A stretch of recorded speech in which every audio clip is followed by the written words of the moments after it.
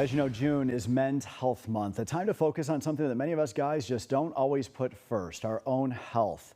Those I talked with say too many guys skip out on checkups, put off important screenings, and stay silent about their mental health. And any of those, I'm told, can have serious consequences. Taking care of yourself is a great way to take care of your family. Dr. Alan Kelton has spent more than 20 years working in primary care. He says one of the biggest challenges is getting men to seek help before there's a problem. We see ourselves as providers, we see ourselves as defenders. We don't see ourselves as being weak, as needing help, going to doctors, looking for diseases that may be lurking underneath the surface. He tells me good health should start early. It's all about building healthy and positive habits that last a lifetime. When a man's in his 20s, that's a good time to establish good health habits, right? Sometimes we think in a few years I will catch up, I will start doing this, I'll start eating right, I'll cut back on alcohol. The doctor says it's never too late to start eating well, getting enough sleep, and keeping up with routine screenings. Of course, avoid smoking and try to watch how much you drink. But something else to pay attention to is something we don't talk about enough, our connections with other people. Dr. Kelton says good friends and a strong support system can make all the difference. And there is another encouraging trend that men are talking to other men about their health more than ever before. People that will reach out to other men to encourage them to be screened and encourage them to get treatment, and I see more of that over time than I might have asked. That's exactly what Dustin Chappell hopes to hear. The Army veteran, husband, and father of 5 is on a mission to break the stigma surrounding men's mental health. I have personally known of 3 people that have committed suicide just in the military. Dustin says being honest about your struggles doesn't make you weak, it makes you human. You're not weak for being vulnerable. I mean, everybody can be vulnerable. It doesn't mean that you're weak. It doesn't mean that you're not a man or you're not a man's man. I actually think you're more of a man if you can show emotion. He says his own transition from military life wasn't easy, admitting for years he ignored the warning signs. I didn't listen to the symptoms. I didn't listen to people saying you're reacting to certain things this way, you're doing things this way. Today, he continues to work through those challenges with the support of others, finding a supportive community at Beyond the Barracks in Clovis. He wants men to know you do not have to do it alone. Because I think it's more dangerous if you shut yourself off to the world. I think you should open yourself up at least a little bit and then give everybody else an opportunity to help you. For Andrea Morales, that message hits close to home. Her brother Alfonso attempted suicide when he was 21 years old. He can't tell his story, but I can. And if I can just save one life by sharing his story, then I'm gonna do it. Alfonso survived, but suffered a traumatic brain injury that changed his life forever. I guess the hard part for me is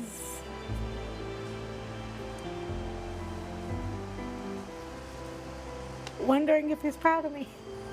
Andrea says her brother was always her biggest supporter. So growing up, I would sometimes be bullied, and he would be like, don't listen to them, you're beautiful, you're beautiful. Inside I know, I'm gonna make you cry. Today she honors her brother by helping others, by co-chairing the Out of the Darkness Walk in Fresno, an event focused on suicide prevention, education, and support. You matter, you're loved, there's hope, there's help. You don't have to do this alone. We all can fight together.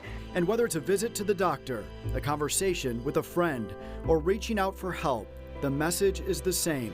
You don't have to carry it all by yourself. Find somebody that's willing to talk to you. Find somebody that's willing to sit with you. Find somebody that's willing to go for a walk or go work out with you. Come to Beyond the Barracks.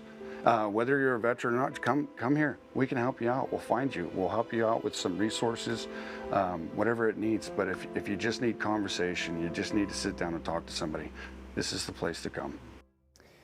My thanks, of course, to Dr. Kelton, Dustin, and Andrea for contributing to that report. This men's health story, it is personal for me.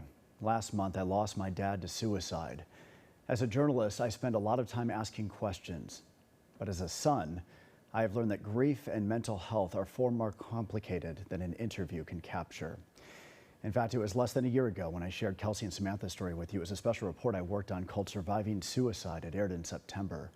I've spent much of my career, from Indiana to California, Oklahoma, raising awareness about suicide prevention and awareness, sharing along the way Christian and Jameson stories as well.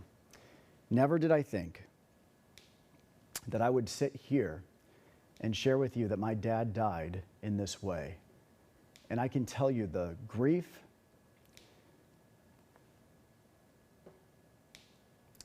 the confusion, the anger and pain that comes with the loss to suicide, it is nearly impossible to describe. It is so important for me to let you know that there are so many resources available. For those of you feeling depressed, you can always text or call 988. For suicide survivors, Heinz Hospice offers an incredible support group. I was there a few weeks ago, and it was so helpful. There's also the Out of the Darkness walk in Fresno. It'll be October 17th this year. I've been invited to MC that event, and I hope to see you there. And of course, Beyond the Barracks, we heard about in the story tonight. What an incredible organization. We are so lucky to have that in our community in Clovis, where you will find so much love and so much support. Even if you're not a veteran, they have told me to come every single day if I want to. My dad, my dad, he was loved.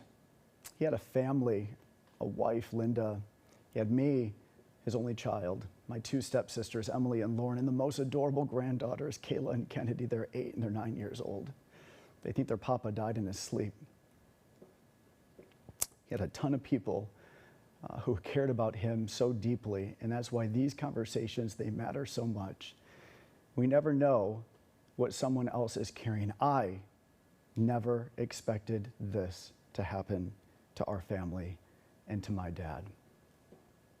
It is my sincere hope that this conversation encourages even one person right now to reach out for help or for somebody to check in on someone that you love. I don't care if you call our newsroom and ask for me. I will always be available to talk to you. You are not alone. Stay with us. We'll be right back.